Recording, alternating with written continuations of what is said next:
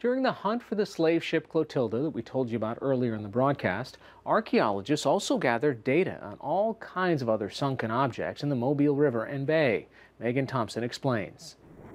Maritime archaeologist James Delgado calls the Earth's rivers, lakes, and oceans the world's biggest museum, littered with artifacts that help tell an area's history. We forget in this time and age, with planes and trains and semis on the highway, that the water, was the means by which we connected. Core samples taken from the Mobile riverbanks revealed organic matter that's more than 2,000 years old. We know about shell banks where people in prehistoric times lived and harvested this area and deposited that shell after they ate what was in it. Delgado also found about a dozen sunken barges reflecting centuries of trade along here. Mobile Bay was also a major Confederate port during the Civil War. Delgado's team collected new electronic images of two ironclad gunboats buried deep in the mud. The Tuscaloosa and the Huntsville were scuttled in April of 1865 as the city was surrendering to the Union.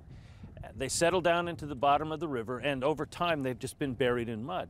And in a spot that's like right over there, during the Civil War, the Confederates sank a line of ships, one after the other, filled them with stone and brick, and then built pilings up around them to create an obstacle. The Confederates also put out here floating explosive charges known to them as torpedoes. Those torpedoes sunk the Union's USS Tecumseh at the start of the Battle of Mobile Bay in 1864.